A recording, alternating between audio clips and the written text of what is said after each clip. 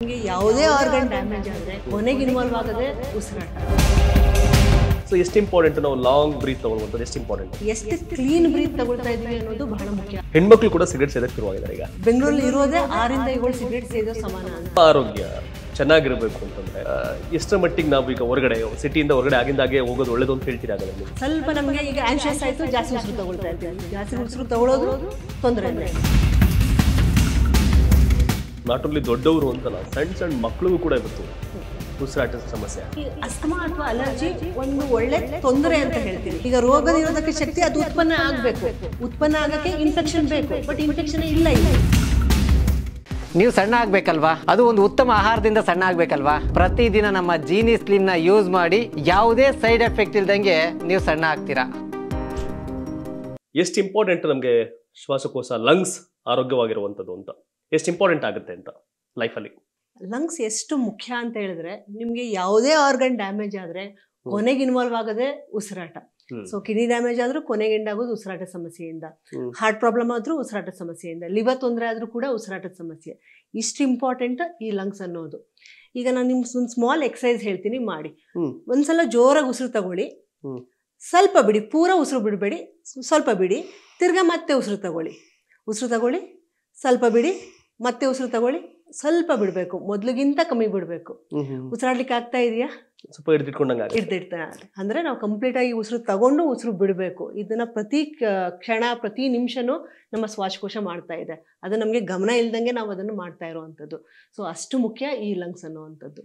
ಬಹುತೇಕ ಮಕ್ಕಳಿಗೀಗ ನಾವು ಹೇಳ್ತೀವಿ ಲಂಗ್ಸ್ ಪ್ರಾಬ್ಲಮ್ ಅಂದಾಗ ಎಷ್ಟೋ ಜನ ಉಸಿರಾಟ ಸಮಸ್ಯೆಗಳನ್ನ ಫೇಸ್ ಮಾಡ್ತಿದ್ದಾರೆ. ಲೈಕ್ ಅಸ್ತಮಾ ಸಮಸ್ಯೆ, ಬ್ಯಾಂಗ್ಳೂರ್ ಅಂದಾಗ ಡಸ್ಟ್ ಅಲರ್ಜಿ ಸಮಸ್ಯೆ, ಈ ಥರದ್ದೆಲ್ಲ ಇದೆ. ಸೊ ಬೆಂಗಳೂರು ಅಂತ ನಾವು ಈ ಮೆಜೆಸ್ಟಿಕ್ ಧೂಳಿರೋ ಜಾಗದಲ್ಲಿ ದೀರ್ಘ ಉಸಿರು ತೊಗೊಳಕ್ ಸಾಧ್ಯ ಇಲ್ಲ. ಆಗ ಸ್ವಲ್ಪ ಉಸಿರು ಎಳೆದು ಸ್ವಲ್ಪ ಬಿಡುವಂತ ಪ್ರಕ್ರಿಯೆ ಆಗ್ತಿರುತ್ತೆ, ಈ ತರ ಆಗ್ತಿರುತ್ತೆ. ಸೊ ಎಷ್ಟು ಇಂಪಾರ್ಟೆಂಟ್ ನಾವು ಲಾಂಗ್ ಬ್ರೀತ್ ತಗೊಳ್ಳುವಂಥದ್ದು ಎಷ್ಟು ಇಂಪಾರ್ಟೆಂಟ್ ಅಂತ?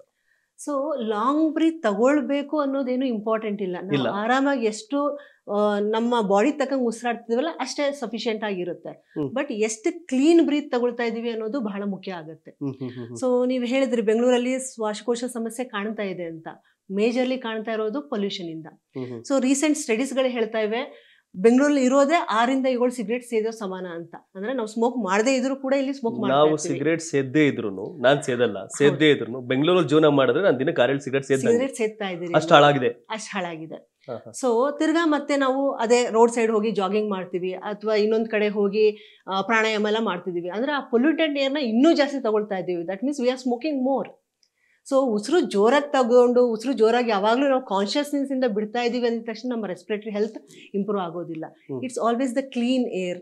ಎಷ್ಟು ನಾವು ಈ ಪೊಲ್ಯೂಟೆಂಟ್ಸ್ ಇಂದ ದೂರ ಇರ್ತೀವಿ, ಎಷ್ಟು ನೇಚರ್ಗೆ ಹತ್ರ ಇರ್ತೀವಿ, ಅದು ಬಹಳ ಮುಖ್ಯ ಆಗುತ್ತೆ. ತುಂಬಾ ಒಳ್ಳೆ ವಿಷಯ ಹೇಳ್ತಾ ಇದೀವಿ. ನಾವು ಬೆಂಗಳೂರಲ್ಲಿ ಬೆಳಗ್ಗೆದು ವಾಕ್ ಮಾಡಿದ್ರು ಅದೇನು ಯೂಸ್ ಆಗ್ತಿಲ್ಲ, ಬಿಕಾಸ್ ಆಫ್ ಇಲ್ಲಿರೋ ವಾಯು ಮಾಲಿನ್ಯ ಆ ಮಟ್ಟಿಗೆ ಹಾಳಾಗಿದೆ ಅಂತ. ಸೊ ಡೆಲ್ಲಿನಲ್ಲಿ ರೆಡ್ ಅಲರ್ಟ್ ಘೋಷಣೆ ಮಾಡ್ಬಿಡ್ತಾರೆ. ಲೈಕ್ ಯಾರು ಹೊರಗಡೆ ಬರದೇ ಇರುವಂತ ಸನ್ನಿವೇಶ ನಿರ್ಮಾಣ ಆಗ್ತದೆ. ಈಗ ಒಂದ್ ಸ್ವಲ್ಪ ಪರವಾಗಿಲ್ಲ ಆಫ್ಟರ್ ಕೋವಿಡ್. ಸೊ ಹಾಗಾದ್ರೆ ನಮ್ಮ ಆರೋಗ್ಯ ಚೆನ್ನಾಗಿರ್ಬೇಕು ಅಂತಂದ್ರೆ ಎಷ್ಟರ ಮಟ್ಟಿಗೆ ನಾವು ಈಗ ಹೊರಗಡೆ ಸಿಟಿಯಿಂದ ಹೊರಗಡೆ ಆಗಿಂದಾಗೆ ಹೋಗೋದು ಒಳ್ಳೇದು ಅಂತ ಹೇಳ್ತೀರಾ? ಹೌದು, ಒಂದು ಕಾರಣ ಎಸ್, ನೇಚರ್ ಹತ್ರ ಆಗ್ತಾ ಇರ್ತೀವಿ. ಅಟ್ಲೀಸ್ಟ್ ಒನ್ಸ್ ಇನ್ 2 months ಹೋಗೋವಂಥದ್ದು ಒಳ್ಳೇದು. ಇನ್ನೊಂದು ಸ್ಟ್ರೆಸ್ ಕೂಡ ಸಿಟಿಲಿ ಇರೋದೇ ಒಂದು ಸ್ಟ್ರೆಸ್. ನಮ್ಮ ಜೀವನ ಶೈಲಿಯಲ್ಲೇ ಸ್ಟ್ರೆಸ್ ಇದೆ. ಸ್ಟ್ರೆಸ್ ಕೂಡ ನಮ್ಮ ಉಸಿರಾಟಕ್ಕೆ ಹಾನಿ ಉಂಟು ಮಾಡ್ತಾ ಇರುತ್ತೆ. ಸ್ವಲ್ಪ ನಮ್ಗೆ ಈಗ ಆನ್ಶಿಯಸ್ ಆಯ್ತು, ಜಾಸ್ತಿ ಉಸಿರು ತಗೊಳ್ತಾ ಇರ್ತೀವಿ. ಜಾಸ್ತಿ ಉಸಿರು ತಗೊಳ್ಳೋದು ತೊಂದರೆನೆ. ಸೊ ಒಂದು ಸಿಟಿ ಲೈಫಿಂದ ಸ್ವಲ್ಪ ಹೊರಗಡೆ ಬಂದ್ರೆ, ಆಗಾಗ 2 ತಿಂಗಳಿಗೆ 3 ತಿಂಗಳಿಗೆ ಹೊರಗಡೆ ಬರ್ತಾ ಇದ್ರೆ ಇವನ್ ಕ್ಲೀನ್ ಏರು ಸಿಗುತ್ತೆ, ಸ್ಟ್ರೆಸ್ ಕೂಡ ಕಮ್ಮಿ ಆಗುತ್ತೆ. ಆ ಟೈಮಲ್ಲಿ ಯಾವಾಗ ಹೊರಗಡೆ ಹೋಗ್ತೀವಲ್ಲ ಆಗ ನಾವು ನಮ್ಮ ರೆಗ್ಯುಲರ್ ಎಕ್ಸಸೈಸಸ್, ಪ್ರಾಣಾಯಾಮಗಳನ್ನ ಮಾಡ್ತಾ ಇದ್ರೆ ಡೆಫಿನೆಟ್ಲಿ ನಮ್ಗೆ ಹೆಲ್ತ್ ಇಂಪ್ರೂವ್ ಆಗುತ್ತೆ. ಸೊ ಒಂದ್ ವಿಷಯ ಮೇಡಮ್, ನಾಟ್ ಓನ್ಲಿ ದೊಡ್ಡವರು ಅಂತಲ್ಲ, ಸಣ್ಣ ಸಣ್ಣ ಮಕ್ಕಳಿಗೂ ಕೂಡ ಇವತ್ತು ಉಸಿರಾಟದ ಸಮಸ್ಯೆ ಆಗ್ತಾ ಇದೆ. ನೆಬಲೈಸೇಷನ್ ಮೆಷಿನ್ ಹಾಕೊಂಡು ಪಾಪ ಮಕ್ಕಳುಗಳಿಗೆ ಇದು ಮಾಡ್ತಿರ್ತಾರೆ. ನೋಡಿದಾಗ ಒಂಥರ ಅನ್ಸುತ್ತೆ, ಏನಿದು ಏನಾಗ್ತಿದೆ ನಮ್ಮಲ್ಲಿ ಅಂತ. ಇವತ್ತಿಗೆ ಹಿಂಗಿದೆ, ನೀವು 20 ವರ್ಷ 30 ವರ್ಷಗಳ ನಮ್ಮ ಸನ್ನಿವೇಶ ಏನು ಅಂತ ನಮ್ಗೆ ಭಯ ಆಗುತ್ತೆ. ಯಾಕೆ ಮಕ್ಕಳಲ್ಲಿ ಆ ಥರ ಸಮಸ್ಯೆ ಅಂತ? ಸೊ ಇತ್ತೀಚೆಗೆ ಮಕ್ಕಳಲ್ಲಿ ಕಾಮನ್ ಆಗಿ ಕಾಣ್ತಾ ಇರೋದು ಅಲರ್ಜಿ, ರೆಸ್ಪಿರೇಟರಿ ಅಲರ್ಜಿನ ನಾವು ಅಸ್ಮಾ ಅಂತ ಹೇಳ್ತೀವಿ. ಸೊ ಇದಕ್ಕೆ ಮೇನ್ ಇಂಪಾರ್ಟೆಂಟ್ ಕಾಸ್ ಹೈಜೀನ್ ಹೈಪೋಥಿಸಿಸ್ ಅಂತ ಹೇಳ್ತೀವಿ. ಅಂದರೆ ನಾವು ತುಂಬ ನೀಟಾಗಿ ಕ್ಲೀನಾಗಿ ಹಾಕ್ಬಿಟ್ಟಿದ್ದೀವಿ. ಅದೇ ಮುಂಚೆ ನಾವು ಬೀಳ್ತಾ ಇದ್ದೋ ರೋಡಲ್ಲಿ, ಮಣ್ಣಲ್ಲಿ ಬಿದ್ದು ಒದ್ದಾಡ್ತಾ ಇದ್ದೋ, ಇನ್ಫೆಕ್ಷನ್ ಆಗ್ತಾ ಇತ್ತು. ಆ ಇನ್ಫೆಕ್ಷನ್ ವಿರುದ್ಧ ನಮ್ಮ ಬಾಡಿ ಇಮ್ಯುನಿಟಿನ ಡೆವಲಪ್ ಮಾಡ್ತಾ ಇತ್ತು. ಬಟ್ ಈಗಿನ ಮಕ್ಕಳಲ್ಲಿ ಹಾಗಿಲ್ಲ. ಸೊ ಎಲ್ಲರೂ ಆಂಟಿಬಯೋಟಿಕ್ಸ್ ಇರೋ ಹ್ಯಾಂಡ್ ಸೋಪ್ ಯೂಸ್ ಮಾಡ್ತೀವಿ, ರಿಕರೆಂಟ್ ಆಂಟಿಬಯೋಟಿಕ್ಸ್ ಅಬ್ಯೂಸ್ ಮಾಡಿರ್ತೀವಿ. ನಮ್ಮ ಫ್ಲೋರ್ ಕ್ಲೀನರ್ಲ್ಲೂ ಕೂಡ ಸೋ ಮೆನಿ ಆಂಟಿಬಯೋಟಿಕ್ಸ್ ಆಂಟಿಬ್ಯಾಕ್ಟೀರಿಯಲ್ಸ್ ಇದೆ. ಸೊ ನಾವು ಇನ್ಫೆಕ್ಷನ್ ಅಷ್ಟಾಗಿ ಎಕ್ಸ್ಪೋಸ್ ಆಗ್ತಾ ಇಲ್ಲ. ಈಗ ನಮ್ಮ ಬಾಡಿ ಏನ್ ಮಾಡ್ತಾ ಇದೆ, ಇಮ್ಯುನಿಟಿ ಪವರ್ ಡೆವಲಪ್ ಮಾಡಕ್ಕೆ ಅದ್ರ ಹತ್ರ ಏನೂ ಇಲ್ಲ. ಸೊ ಆ ಇಮ್ಯುನಿಟಿ ಹೋಗಿ ಈಗ ಅಲರ್ಜಿ ತರ ಕನ್ವರ್ಟ್ ಆಗ್ತಾ ಇದೆ. So that's why we are seeing lot of respiratory allergies. ಅಂದ್ರೆ ನಮ್ಮ ದೇಹದಲ್ಲಿ ಅದರಲ್ಲೂ ಶ್ವಾಸಕೋಶದಲ್ಲಿ ರೋಗ ನಿರೋಧಕ ಶಕ್ತಿ ಕಡಿಮೆ ಆಗ್ತದೆ. ಹಾ ಕರೆಕ್ಟ್. ಈಗ ರೋಗ ನಿರೋಧಕ ಶಕ್ತಿ ಅದು ಉತ್ಪನ್ನ ಆಗಕ್ಕೆ ಇನ್ಫೆಕ್ಷನ್ ಬೇಕು, ಬಟ್ ಇನ್ಫೆಕ್ಷನ್ ಇಲ್ಲ ಇಲ್ಲಿ. ಸೊ ಸೇಮ್ ಆ ಇಮ್ಯುನಿಟಿ ಪವರ್ ಏನಾಗಿದೆ ಅಲರ್ಜಿ ತರ ಕನ್ವರ್ಟ್ ಆಗ್ತಾ ಇದೆ. ಅಂದ್ರೆ they are over reacting for normal allergens. ಈಗ ಧೂಳು ಎಲ್ಲರೂ ಕುಡಿದ್ರು ಅಲರ್ಜಿ ಆಗಂಗಿಲ್ಲ.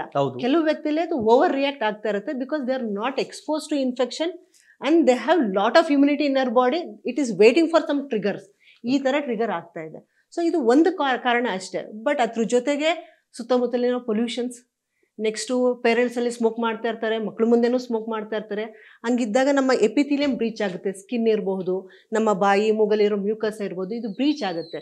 ಬ್ರೀಚ್ ಆಗಿ ಆ ಅಲರ್ಜನ್ಸ್ ರಕ್ತದೊಳಗಡೆ ಹೋಗಿ ಬಾಡಿ ಓವರ್ ರಿಯಾಕ್ಟ್ ಮಾಡೋ ಚಾನ್ಸಸ್ಗಳು ಇರುತ್ತೆ. ಬಹಳ ಚೆನ್ನಾಗಿ ಇನ್ನೆಲ್ಲರ್ ಬಳಸ್ತಾ ಇದಾರೆ ಈಗ. ಸೊ ಮೆಡಿಸಿನ್ಗಳು ತಗೋತಾ ಇದಾರೆ. ಸೊ ಲಾಂಗ್ ಟೈಮ್ ಆ ಪ್ರೊಸೆಸ್ ಅವ್ರಿಗೆ ಇರುತ್ತಾ, ಅದೊಂದು ಆತಂಕ ಕೂಡ ಬಹಳ ಚೆನ್ನಾಗಿದೆ ಅಂತ. ಸೊ ಇನ್ಹೇಲರ್ಸ್ ಒಂದ್ಸಲ ಶುರು ಮಾಡಿದ್ರೆ ಯೂಶಲಿ ಲೈಫ್ ಲಾಂಗ್ ಇರುತ್ತೆ ಅಂತ ನಾವು ಹೇಳ್ತೀವಿ. ಬಟ್ ಅದು ಯೂಶಲಿ ಡಿಪೆಂಡ್ಸ್. ಇನ್ಹೇಲರ್ಸ್ ನಾವು 100 ಕಾರಣಕ್ಕೆ ಕೊಡ್ತೀವಿ. ಸ್ವಲ್ಪ ಕೆಮ್ಮಿದ್ರು ಕೂಡ ವೈರಲ್ ರೆಸ್ಪಿರೇಟರಿ ಟ್ರಾಕ್ಟ್ ಇನ್ಫೆಕ್ಷನ್ ಅಂತೀವಿ, ಅವಾಗೂ ಇನ್ಹೇಲರ್ಸ್ ಬಳಸ್ತೀವಿ. ಕೋವಿಡ್ ಅಲ್ಲೂ ಎಷ್ಟೊಂದು ಇನ್ಹೇಲರ್ಸ್ ಬಳಸಿದ್ದು. ಅಸ್ತಮಾ, COPD ಅಂತ ಹೇಳ್ತೀವಿ, ಸ್ಮೋಕಿಂಗ್ ಮಾಡಿ ಶ್ವಾಸಕೋಶ ಹಾಳು ಮಾಡ್ಕೊಂಡಿರ್ತಾರೆ, ಇಂಥದ್ರಲ್ಲೂ ನಾವು ಇನ್ಹೇಲರ್ಸ್ ಬಳಸ್ತೀವಿ.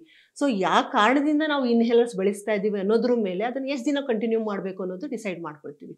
ಸೊ ಈಗ ಅಲರ್ಜಿ ಇದೆ, ಅಲರ್ಜಿ ಲಂಗ್ಸ್ ಅಲ್ಲಿ ಇದ್ದಾಗ ಅಸ್ಮಾ ಆಗಿದೆ. ಅಸ್ಮಾ ಇದ್ದಾಗ ಕೆಲವು ಸಲ ಅದು ಲೈಫ್ ಲಾಂಗ್ ಇರುತ್ತೆ. ಎಸ್ಪೆಷಲಿ ಎಲ್ಡರ್ಲಿ ಅಸ್ಮಾ, ಚಿಕ್ಕ ವಯಸ್ಸಲ್ಲೆಲ್ಲ ಚೆನ್ನಾಗಿರ್ತಾರೆ ಅವರು, ದೊಡ್ಡವ್ರು ಆದ್ಮೇಲೆ ಅಸ್ಮಾ ಬರುತ್ತೆ, ಅಂಥವ್ರಿಗೆ ಅದು ಲೈಫ್ ಲಾಂಗ್ ಇರುತ್ತೆ. ಬಟ್ ಸಣ್ಣ ಮಕ್ಕಳಲ್ಲಿ ಇದೊಂದು ಸ್ವಲ್ಪ ವಿರುದ್ಧ. ಯೂಶಲಿ 3 ಇಂದ 5 ವರ್ಷ ಇರೋವರೆಗೂ ನಾವು ಇನ್ಹೇಲರ್ಸ್ನ ಕೊಡಬೇಕಾಗತ್ತೆ.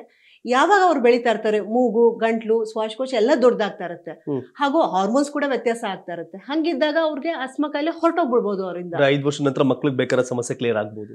7 ವರ್ಷ, ಯೂಶಲಿ 7 ವರ್ಷ ಅಂತ ಹೇಳ್ತೀವಿ. ಸೊ ಅವಾಗ ಯಾವಾಗ ಅವ್ರ ಬೆಳವಣಿಗೆ ಆಗುತ್ತಲ್ಲ, ಅಲರ್ಜಿ ಕೂಡ ತಂತಾನಾಗೆ ಕಮ್ಮಿ ಆಗಬಹುದು. ಕಮ್ಮಿ ಆದಾಗ ಇನ್ಹೇಲರ್ಸ್ ಖಂಡಿತ ನಿಲ್ಲಿಸ್ತೀವಿ. ಕೆಲವರ ಲೇಟರ್ ಏಜಸ್ ಅಲ್ಲಿ ವಾಪಸ್ ಬರ್ಬೋದು, ಕೆಲವರು ಬರ್ದೇನೆ ಇರಬಹುದು. ಸೊ ಇಷ್ಟೇ ಲೈಫ್ ಲಾಂಗ್ ಯೂಸ್ ಮಾಡಬೇಕು, ಇದನ್ನೇ ಯೂಸ್ ಮಾಡಬೇಕು ಅನ್ನೋದೇನು ಇಲ್ಲ. ರೆಗ್ಯುಲರ್ ಆಗಿ ನಮ್ಮ ಬಳಿ ಚೆಕಪ್ ಅಲ್ಲಿ ಇದ್ರೆ ಅವ್ರಿಗೆ ಕೆಲವು ಸಲ ಡೋಸ್ ಇನ್ಕ್ರೀಸ್ ಮಾಡ್ತೀವಿ, ಕಮ್ಮಿ ಮಾಡ್ತೀವಿ, ಕೆಲವು ಸಲ ಸ್ಟಾಪ್ ಮಾಡಿ ಕೂಡ ನೋಡ್ತೀವಿ ಮಗು ಹೇಗೆ ರೆಸ್ಪಾನ್ಸ್ ಕೊಡ್ತಾ ಇದೆ ಅನ್ನೋದು. So it's not like life long we have to give ಅಂತ ಆ ಥರ ಏನೂ ಇಲ್ಲ. ಬಟ್ ಒಂದ್ ವಿಷಯ ಅಂದ್ರೆ, ನೀವಾಗ್ಲೇ ಹೇಳಿದ್ರೆ ಬೆಂಗಳೂರಲ್ಲಿ ಬದುಕಿದ್ರೆ ಒಂದು 6-7 ಸಿಗರೇಟ್ ಸೇದ್ದಂಗೆ ಅಂತ. ಹೆಣ್ಮಕ್ಳು ಕೂಡ ಸಿಗರೇಟ್ ಸೇದಕ್ಕೆ ಶುರುವಾಗಿದ್ದಾರೆ ಈಗ. ಹೌದು. ಬರೀ ಕೇವಲ ಲಂಗ್ಸ್ ಸಮಸ್ಯೆ ಆಗುತ್ತೆ, ಮತ್ತಷ್ಟು ಸಮಸ್ಯೆ ಕಾರಣ ಆಗುತ್ತಾ ಅಂತ. ಸೊ ಡೆಫಿನೆಟ್ಲಿ ಈಗ ಮುಂಚೆ ನಾವ್ ಏನ್ ಹೇಳ್ತಾ ಇದ್ವು ಅಂದ್ರೆ, ಈ ಲಂಗ್ ಕ್ಯಾನ್ಸರ್ ಯಾರಿಗೆ ಬರುತ್ತೆ, ವಯಸ್ಸಾದವ್ರಿಗೆ ಬರುತ್ತೆ, ಬೀಡಿ ಸಿಗರೇಟ್ ಸೇದೋರ್ಗೆ, ಗಂಡಸರಿಗೆ ಜಾಸ್ತಿ ಬರುತ್ತೆ ಅಂತ ಹೇಳ್ತಾ ಇದ್ದು. ಬಟ್ ಈ ನಡುವೆ ನಾನ್ ಸ್ಮೋಕರ್ಸ್ ಅಲ್ಲಿ ಜಾಸ್ತಿ ಆಗ್ತಾ ಇದೆ, ಹೆಣ್ಮಕ್ಳಲ್ಲಿ ಜಾಸ್ತಿ ಆಗ್ತಾ ಇದೆ. Especially 30 to 40 years of age groups ಅಲ್ಲಿ ಲಂಗ್ ಕ್ಯಾನ್ಸರ್ ಜಾಸ್ತಿ ಆಗ್ತಾ ಇದೆ. ಮೇನ್ಲಿ ಸ್ಮೋಕಿಂಗ್ ಇಂದ, ಇನ್ಸೆಕ್ಟಿಸೈಡ್ಸ್, ಪೆಸ್ಟಿಸೈಡ್ಸ್ ಇಂದ, ಹಾಗೂ ಪೊಲ್ಯೂಷನ್ಸ್ ಇಂದ. ಸೊ ಒಂದು, ಈ ಸ್ಮೋಕಿಂಗ್ ಇಂದ ಲಂಗ್ ಕ್ಯಾನ್ಸರ್ ಪಾಸಿಬಿಲಿಟಿ ಜಾಸ್ತಿ ಆಗುತ್ತೆ. ಎರಡನೇದು, ಅವ್ರಿಗೆ ಹುಟ್ಟೋ ಮಕ್ಕಳಲ್ಲಿ ಅಲರ್ಜಿ ಚಾನ್ಸಸ್ ಜಾಸ್ತಿ ಇದೆ. ಅವ್ರಿಗೇನು ಇಲ್ಲದೆ ಇರಬಹುದು, ಅವ್ರ ಪೇರೆಂಟ್ಸ್ಗೂ ಏನು ಇಲ್ಲದೆ ಇರಬಹುದು, ಬಟ್ ಮಕ್ಕಳಲ್ಲಿ ಅಲರ್ಜಿ ಬರೋ ಸಾಧ್ಯತೆಗಳು ಹೆಚ್ಚು. ಅಂದ್ರೆ ಇವರು ಸ್ಮೋಕ್ ಮಾಡಿ ಸಹಿಸ್ಕೊಂಡ್ರು ಚೆನ್ನಾಗಿದ್ರು ಅವ್ರ ಮಕ್ಕಳೆಲ್ಲ ಸಮಸ್ಯೆ ಆಗುತ್ತೆ ಅಂತ. ಹೌದು, ಎಸ್ಪೆಷಲಿ ಡ್ಯೂರಿಂಗ್ ದ ಪ್ರೆಗ್ನೆನ್ಸಿ ಟೈಮಲ್ಲಿ ಅವ್ರು ಕಂಟಿನ್ಯೂಸ್ ಆಗಿ ಸ್ಮೋಕ್ ಮಾಡ್ತಾ ಇದ್ರೆ ಮಕ್ಕಳಲ್ಲಿ ಅಲರ್ಜಿ ಬರೋ ಸಾಧ್ಯತೆಗಳು ಹೆಚ್ಚಾಗಿರುತ್ತೆ. ಬಟ್ ಎಲ್ಲದಕ್ಕೂ ವ್ಯಾಕ್ಸಿನೇಷನ್ ಇದೆ. ಈ ಲಂಗ್ಸ್ ಅಲರ್ಜಿ, ಲೈಕ್ ಈ ತರ ಅಲರ್ಜಿ ಸೆಗ್ಮೆಂಟ್ ಅಲ್ಲಿ ವ್ಯಾಕ್ಸಿನೇಷನ್ ಏನು ಅಂತ? ಅಲರ್ಜಿಗೆ ಯೂಶಲಿ ವ್ಯಾಕ್ಸಿನೇಷನ್ ಇಲ್ಲ, ಅದಕ್ಕೆ ಇಮ್ಯುನೋಥೆರಪಿ ಅಂತ ಹೇಳ್ತೀವಿ. ಅದ್ರ ಬಗ್ಗೆ ಸ್ವಲ್ಪ ಲೇಟರ್ ಮಾತಾಡ್ತೀನಿ. ಬಟ್ ಲಂಗ್ ಇನ್ಫೆಕ್ಷನ್ಸ್ ಗಳಿಗೆ ವ್ಯಾಕ್ಸಿನೇಷನ್ಸ್ ಇದೆ. ಈಗ ಲಂಗ್ ಅಲರ್ಜಿ ಆಯ್ತು, ಇಲ್ಲ ಲಂಗ್ ಯಾವುದೋ ಒಂದು ಶ್ವಾಸಕೋಶದ ಸಮಸ್ಯೆ ಇದೆ ಅಂತ ಅನ್ಕೊಳ್ಳಿ, ಅದ್ರ ಮೇಲೆ ಪದೇ ಪದೇ ಇನ್ಫೆಕ್ಷನ್ ಆಗ್ತಾ ಇದ್ರೆ ಸೊ ಲಂಗ್ ಫಂಕ್ಷನ್ಸ್ ಕಮ್ಮಿ ಆಗ್ತಾ ಇರುತ್ತೆ, ಕುಗ್ತಾನೆ ಇರುತ್ತೆ. ಸೊ ಫಸ್ಟ್ 90 ಶುರು ಆದ್ರೆ 60-50 ಆ ಥರ ಇಳಿತಾ ಇರಬಹುದು. ಸೊ ಪದೇ ಪದೇ ಇನ್ಫೆಕ್ಷನ್ ಆಗದೆ ಇರೋದಕ್ಕೆ ನಾವು ವ್ಯಾಕ್ಸಿನೇಷನ್ಸ್ಗಳನ್ನ ಕೊಡಬಹುದು. 2 ಟೈಪ್ ಆಫ್ ವ್ಯಾಕ್ಸಿನ್ಸ್ ಇದೆ. ಒಂದು ಫ್ಲೂ ವ್ಯಾಕ್ಸಿನೇಷನ್ಸ್ ಅಂತ ಹೇಳ್ತೀವಿ. ಈ ಫ್ಲೂ ಅಂದ್ರೆ ಪ್ರತಿ ವರ್ಷನೂ ನಮ್ಗೆ ಎಲ್ಲರಿಗೂ ಸಾಮಾನ್ಯವಾಗಿ ನೆಗಡಿ ಕೆಮ್ಮು ಬರ್ತಾ ಇರುತ್ತೆ, ಜ್ವರ. ಸೊ ಚೆನ್ನಾಗಿರೋರ್ಗೆ 2-3 ದಿನಕ್ಕೆ ಹೋಗ್ಬಿಡುತ್ತೆ. ಬಟ್ ಅದೇ ಈ ಅಲರ್ಜಿ, ಆಸ್ಮಾ, COPD ತೊಂದರೆ ಇರೋರಿಗೆ ಕಾಡುತ್ತೆ, 1-1.5 ತಿಂಗಳು ಅನುಭವಿಸ್ಬೇಕಾಗುತ್ತೆ ಅವರು. ಕೆಲವರಿಗೆ ಹಾಸ್ಪಿಟ್ಲಿಗೂ ಹೋಗೋ ಅಡ್ಮಿಟ್ ಆಗೋ ಚಾನ್ಸಸ್ ಇರುತ್ತೆ. ಅಂಥವರಲ್ಲಿ ಈ ಫ್ಲೂ ವ್ಯಾಕ್ಸಿನೇಷನ್ಸ್ ತಗೊಂಡಾಗ 50 to 60% ಈ ತರ ಹಾಸ್ಪಿಟಲ್ ಹೋಗೋ ಚಾನ್ಸಸ್ನ ಕಮ್ಮಿ ಮಾಡ್ಬೋದು. ಅಂದ್ರೆ the protection, lung protection increases to 50 to 60%. Allergy ಇರೋರಲ್ಲೂ ನಾವು ವ್ಯಾಕ್ಸಿನ್ಸ್ ಕೊಡ್ತೀವಿ.